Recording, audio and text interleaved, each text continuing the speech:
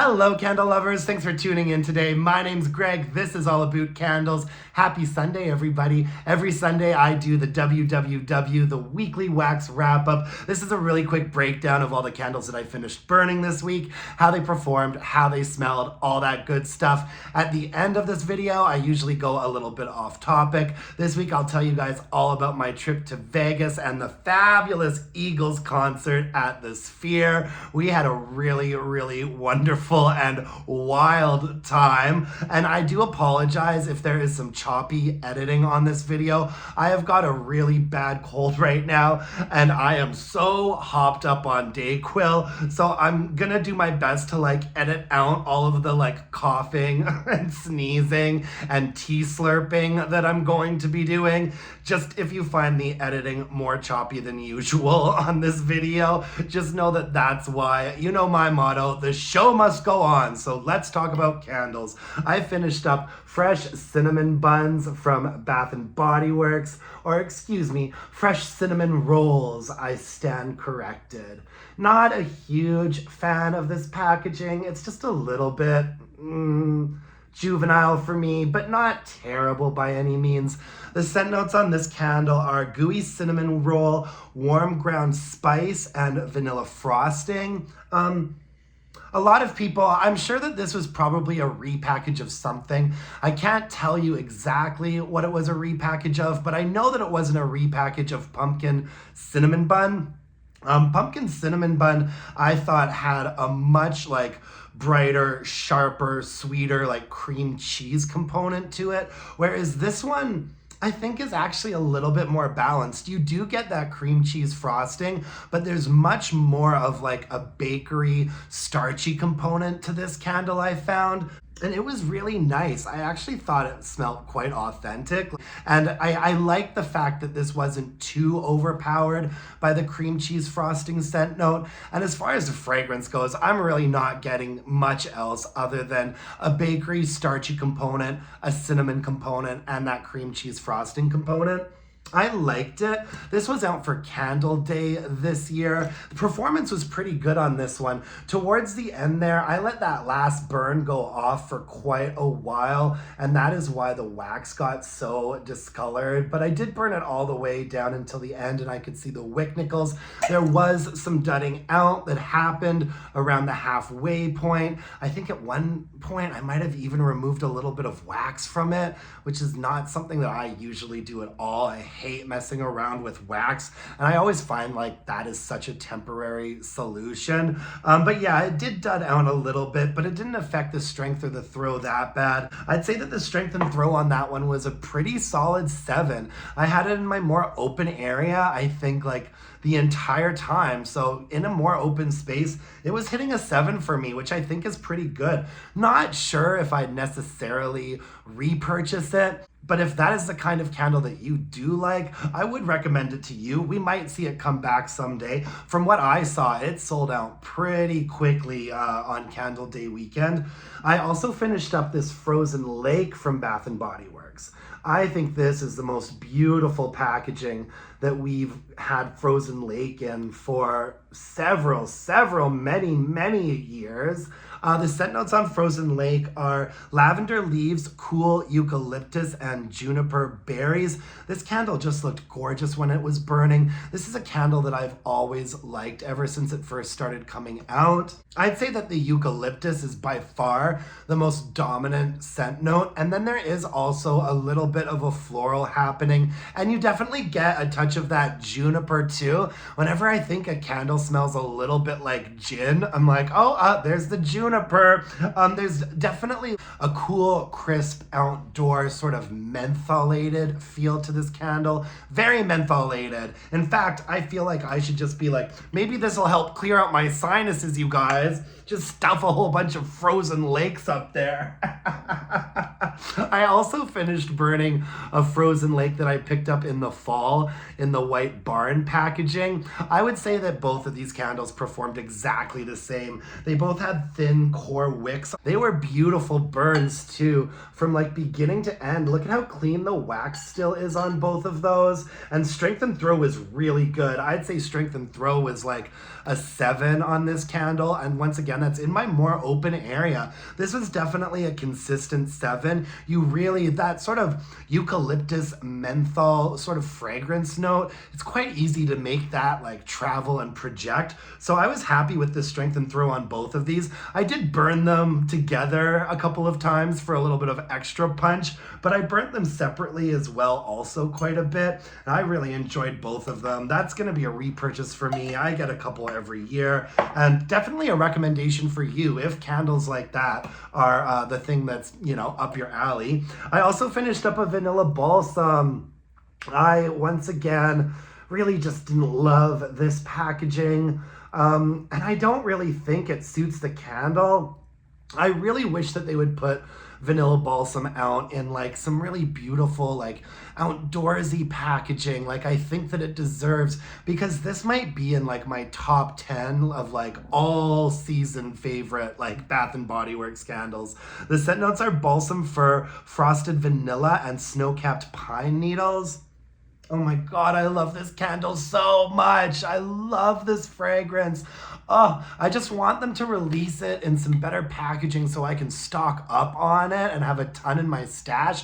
This is the last one that I had, and it's making me kind of nervous. The fragrance is just a really nice, bright, like fresh balsam note that Bath and Body Works does do really well, blended with a really nice smooth vanilla on the bottom. It is not super complicated. I really feel like the only scents that I pick up on in this candle is the balsam and the vanilla, but it's so well balanced and so well done. I love the way that Bath and Body Works does a lot of their vanilla blends, especially their like vanilla and like wood or vanilla and like nature blends, mahogany vanilla, Palo Santo vanilla, vanilla balsam, just so nice and creamy and fresh and outdoorsy.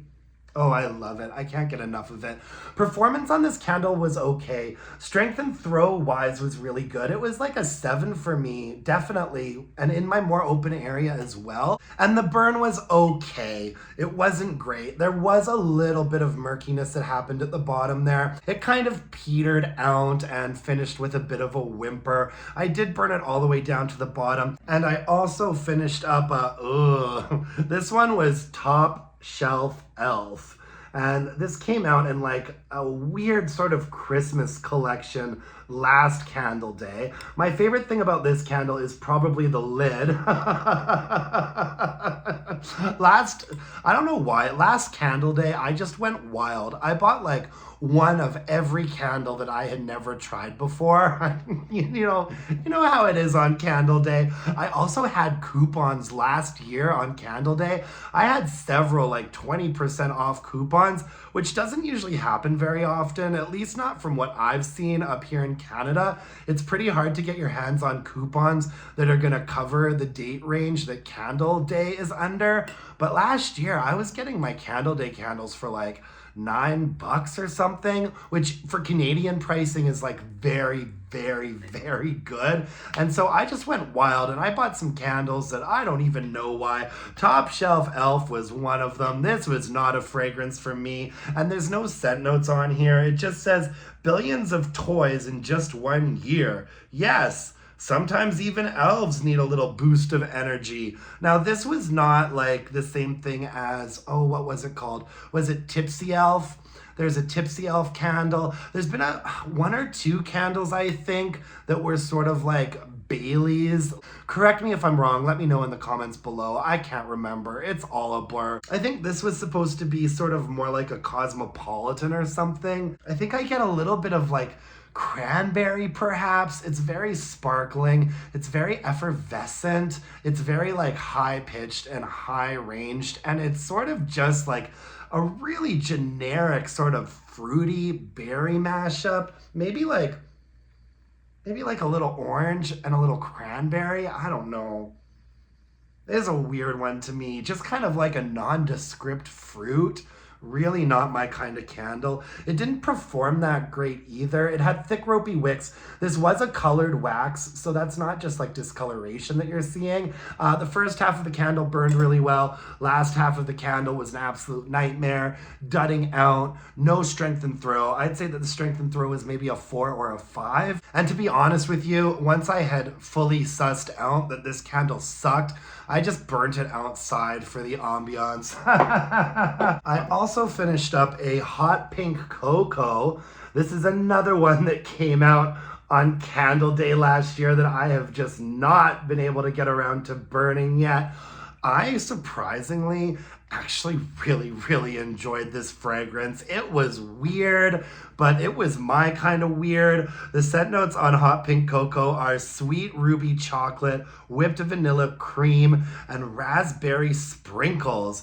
And yeah, it's like it's basically a raspberry and chocolate candle. Raspberry, chocolate, vanilla. There's something. That raspberry note is a little bit like sharp and granulated, and so it definitely gives a bit of a strange vibe to like the sort of like smooth chocolatey and vanilla stuff that's also going on in here. You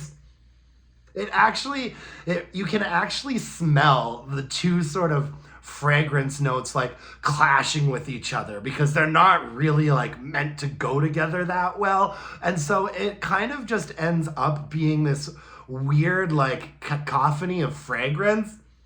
And I actually really kind of enjoy the chaos of it. It's like it's raspberry. It's like it's kind of sharp and sweet, but also like smooth and chocolatey. It sits in both kind of a high register and like a lower register.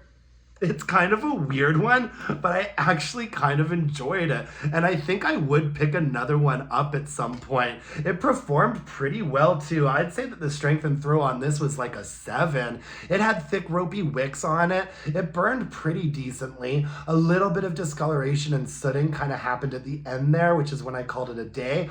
But I did burn it all the way down until I could see the wick nickels. And for the most part, it was a really nice, clean, decent burn from top to bottom with a 7 for strength and throw. If this were to come out again, I think I'd pick up another one. I'm not sure I'm going to necessarily recommend it. I would only recommend this candle if you are able to smell it in a store first and just confirm you're not going to be totally turned off by it. I also finished up a strawberry Snowflakes. And this candle's been coming out for quite a while now. I believe that this fragrance is like in body care and candle form every year now. I had never tried it before. Smelling it in the store, I was just like, this is not for me. Really cute lid on there. I just really didn't think that this candle was for me, so I hadn't tried it for the longest time. But then when it came out in this beautiful packaging this year, and I was shopping around in the store, I looked at it, looked how beautiful it was, picked it up and smelled it, and I was like, you know what? Maybe this should be the year that I try it. And you know what? I'm not upset that I did. I don't think this is going to be a repurchase for me necessarily, but I didn't think it was terrible. The scent notes are juicy strawberry, whipped cream, and iced bergamot. It is a fairly like highly pitched candle, and the strawberry is just a touch more artificial than I would like for it to be, but it's balanced quite nicely with a little bit of a vanilla sort of zestiness that I actually quite enjoy. And there's sort of like a lightness and a brightness to this that I like. I'm pretty picky about my fruit fragrances, and I've got to say, this isn't a very authentic strawberry to me. It does come across as quite artificial, but I think that what saves it is that it's not a terribly balanced fragrance. It's actually fairly well executed. And it burned pretty well too. I burned it all the way down until the bottom and I could see the wick nickels. I'd say that the strength and throw was like a 6.5 in my more open space. I'd give it a 6.5. It definitely had like some presence to it for sure.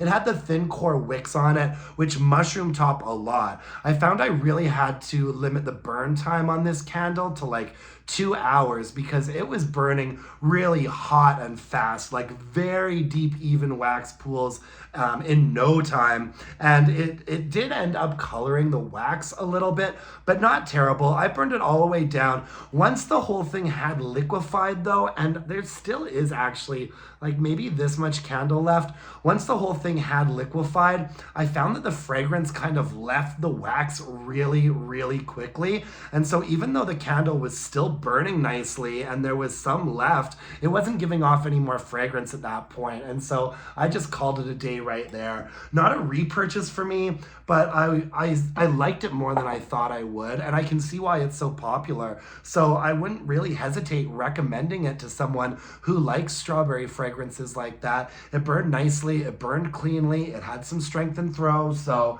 yeah.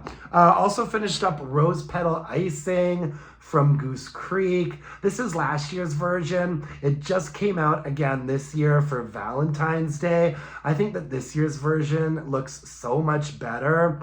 And this is an odd one too. The scent notes on Rose Petal Icing are rose petals, citrus glaze, and vanilla icing. Now, I think that this candle could have actually had a lot going for it if it weren't for this sort of like citrus note. I kind of like the candied, like sugary rose note, and it's a very like top heavy rose, and I like the vanilla on the bottom as well. However, there's this citrus note that just kind of pierces through this candle and takes over and puts it in a very like high sugary granulated range that I just don't love. This was kind of another weird one, honestly.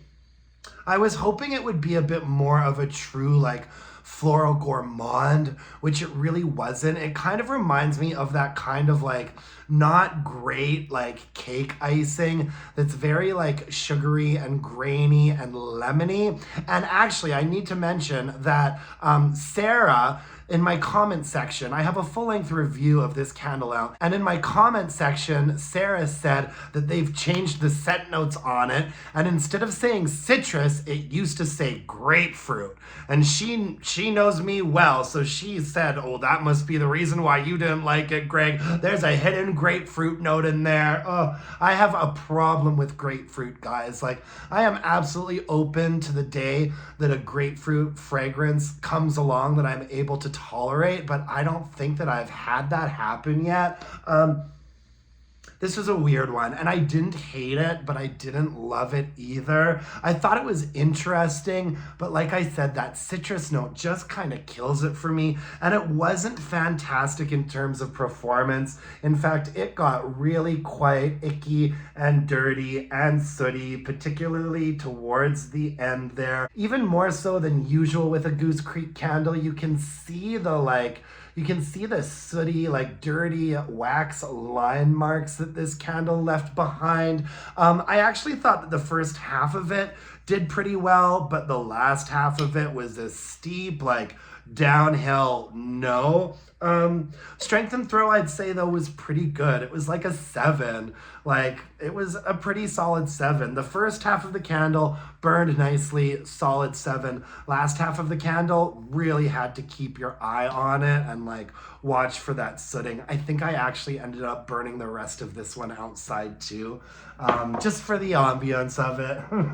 I also finished up a Marshmallows and Snowflakes from Goose Creek. And this candle is just absolutely gorgeous. I loved this particular collection that Goose Creek put out this winter. There were so many beautiful and wonderful smelling candles in this collection. And the scent notes on this one are fluffy marshmallows, warm vanilla bean, and soft peppermint. Oh, this one was so nice. This is kind of like an outdoorsy, like bright. I feel like there's a little bit of woodsiness in here, even though there's no woods listed. I swear I pick up on something a little bit, maybe cedary, like peppermint woods, vanilla, and sort of like a round sort of vanilla sweetness. Nothing granulated. It's a very, very smooth fragrance without being creamy because it's kind of airy and it's a nice peppermint. It's not like a candied peppermint. It's like an herbal, like herbaceous, like peppermint leaf, like real peppermint.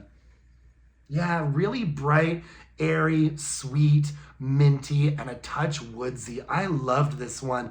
It performed really well up until the end. Look at how dirty this got right at the very end there. Kind of a sad story. I'd say that the strength and throw was like a 6 to a 6.5 in my more open area, which isn't bad for a candle like this, which is not, there's nothing about this candle that's really going to be a big powerhouse. I think it's meant to be a little bit of a softer fragrance, and it definitely came across that way. I'd say, yeah, maybe a 6 or a 6.5 in a more open area for strength and throw.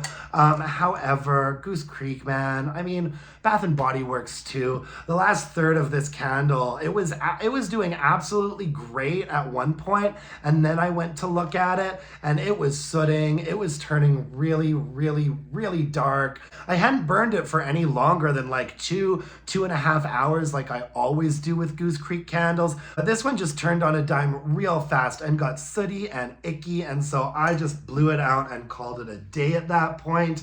But I really enjoyed the first like 3/4 of this candle. I think I actually would consider repurchasing it, to be honest with you, despite the terrible burn on the last like 25-30% of the candle. I think I might try it again. I liked that one. It was really lovely and pleasant. I also finished up a donut shop. This is from DW Home.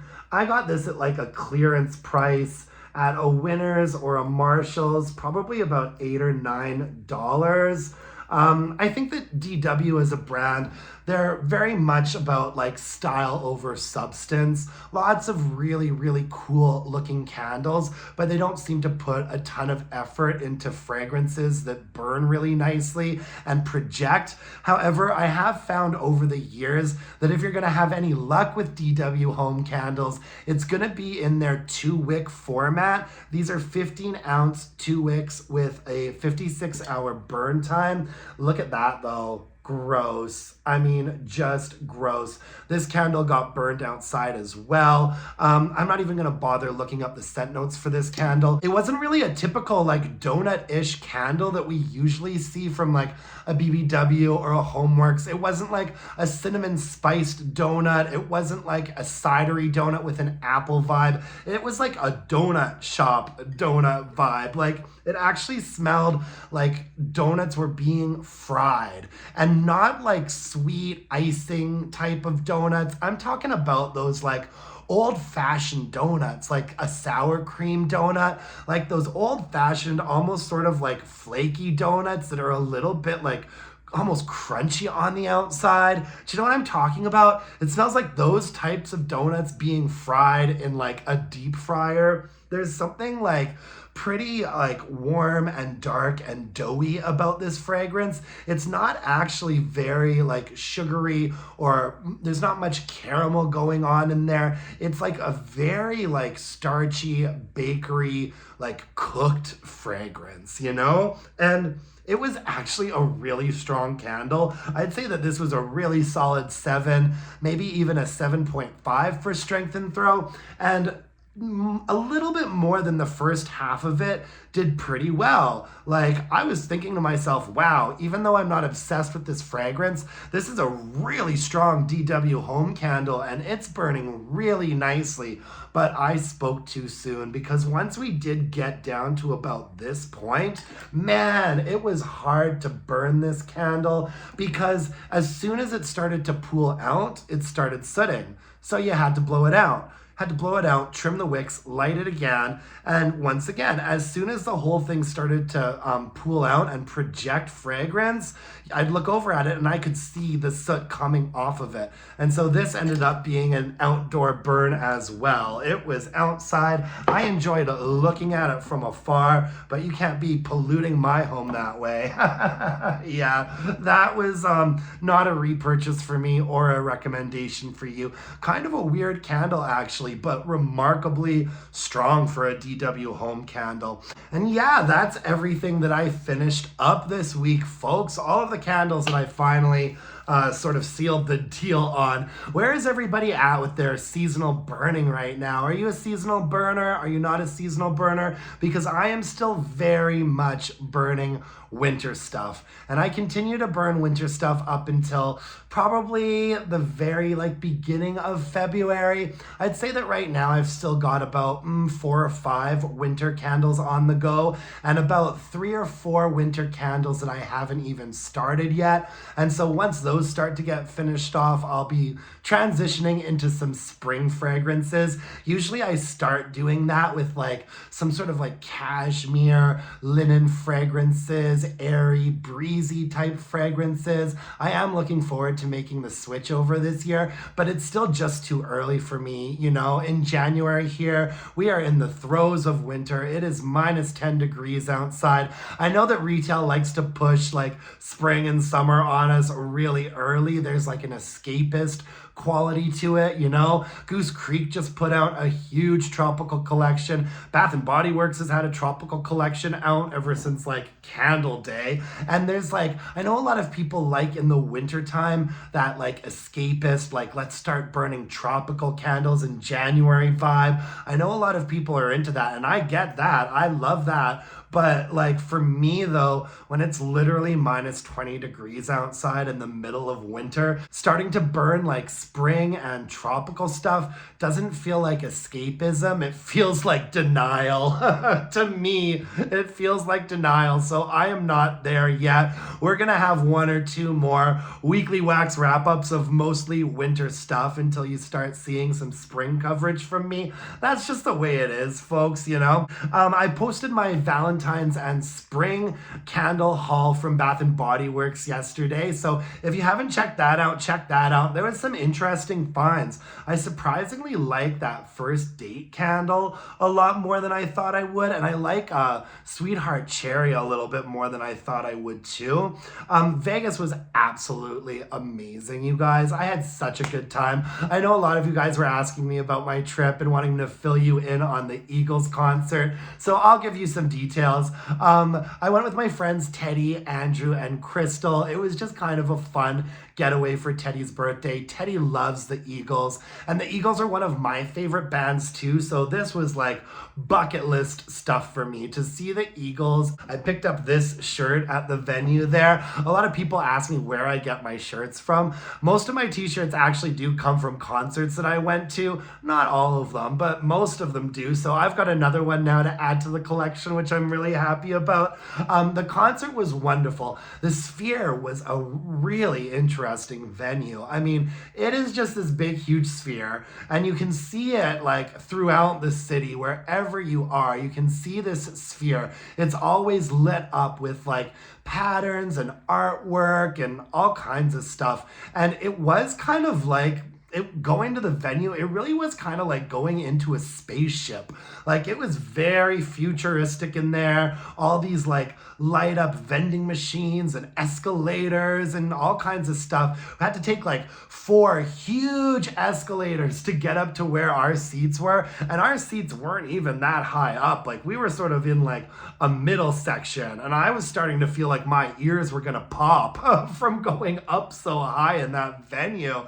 And I mean, it was just absolutely incredible visually. Whoever was in charge of getting the visuals to match the music of the band and everything just did an incredible job. It was a real feast for the senses, and the chairs sort of had a little bit of a vibrating, a bit of they vibrate and move a little bit with what was going on. It was definitely a bit of a sensory overload experience experience in a really cool way. The band was really amazing. They all seemed to be in a really great mood. They all kind of like talked on the mic for a while and told some jokes. Don Henley was really, really entertaining. And they opened up with Hotel California was the first song that they played. And I mean, they went through all the hits. I was really happy that they did Boys of Summer and they did Desperado. I think one of my highlights was Witchy Woman.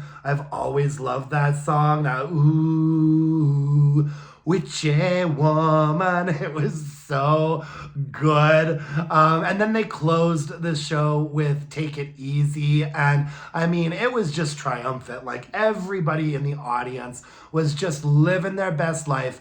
However, we were all in like the 40 to 80-year-old sort of age range. And so we all remained in our seats for the most part. It was not like, people were not like standing up and rocking out. People were like doing a lot of the chair dancing, you know? A lot of the chair dancing, a lot of this, a lot of that. I think that me and our little group were probably the youngest people in the entire venue, and we're no spring chickens, to be honest with you.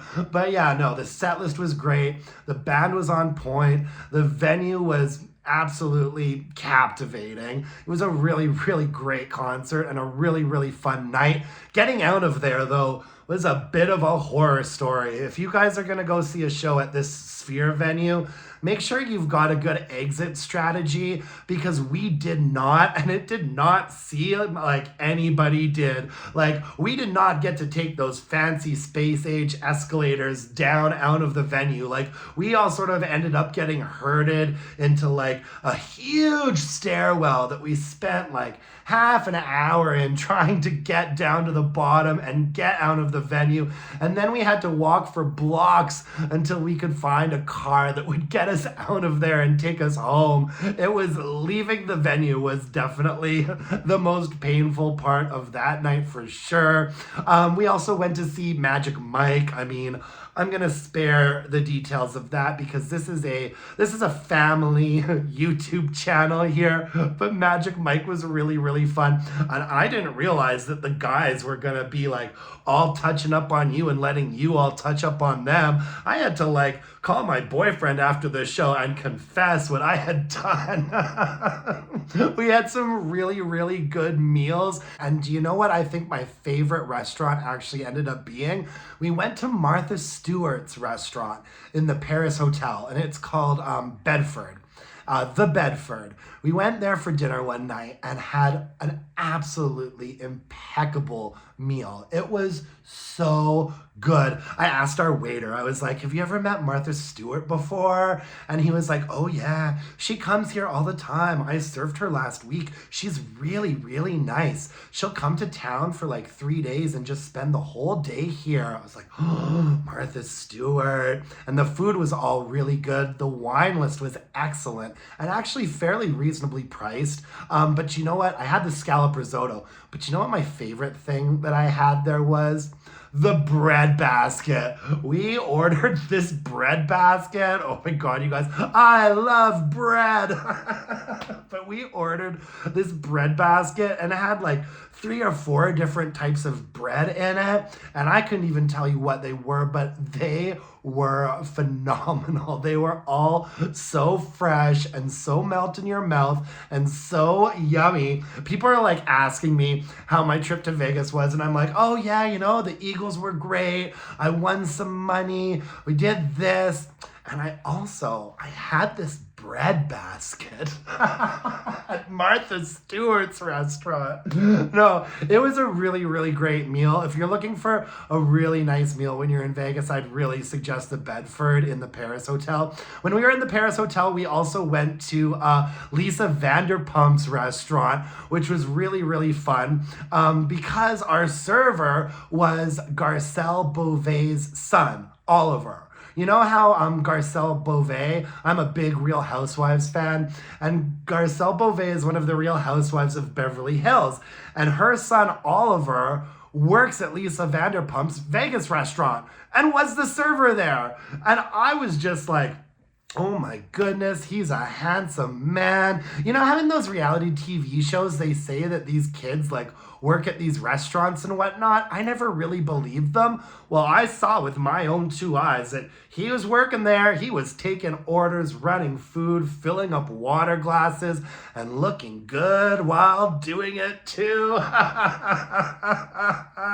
Yeah, so that was a really fun time at the Paris Hotel. We stayed at the MGM Park Hotel, which I had never stayed at before, and it was really good. I wouldn't say there was nothing about it that was not good, but there was also nothing about it that was super exciting, except for the fact that in the Park MGM Hotel, there is a Lady Gaga museum. A Lady Gaga museum. And that was a surprise to me when we got there. I didn't know that that was going to be there. I went into that Lady Gaga museum just about every single day and I snooped around. Oh my God, they had her meat dress in there, and since it was a dress that was made out of meat, it looked like a whole bunch of like beef jerky like being cured on like a mannequin, and like all the big crazy shoes that I'm looking at, just like, how the heck does anybody even walk in these GD shoes? Holy smokes. It was actually really, really cool to walk around in there and look at like all of her outfits. And they had tons of merch for sale. Unfortunately, none of the t-shirts in there really excited me, but I did get a Lady Gaga snatch fan. Oh, yes, girl. Look at this fan. Hello. Yeah, I got a gigantic Lady Gaga clack fan. That's all I've got for you folks today. Thank you so much for tuning in. I really appreciate it. What's happening on the channel this week? So tomorrow's Monday. Monday and Tuesday, I've got candle reviews for you. Wednesday is going to be episode number 4 of Burning Questions. I had lots of questions come in this month, so it's going to be a really interesting one. It's going to be like candle related questions at the beginning and then non-candle related questions at the end. All of y'all are starting to get pretty nosy with your questions, but I'm going to answer them for you. And then Thursday candle review, Friday candle review, and then Saturday I'm going to have a Goose Creek haul for you. Lots of new spring stuff from Goose Creek and more aromatherapy that I ordered from them because I am obsessed. So yeah, that's what's happening on the channel for the rest of the week. Thank you guys so much for tuning in. I really appreciate it.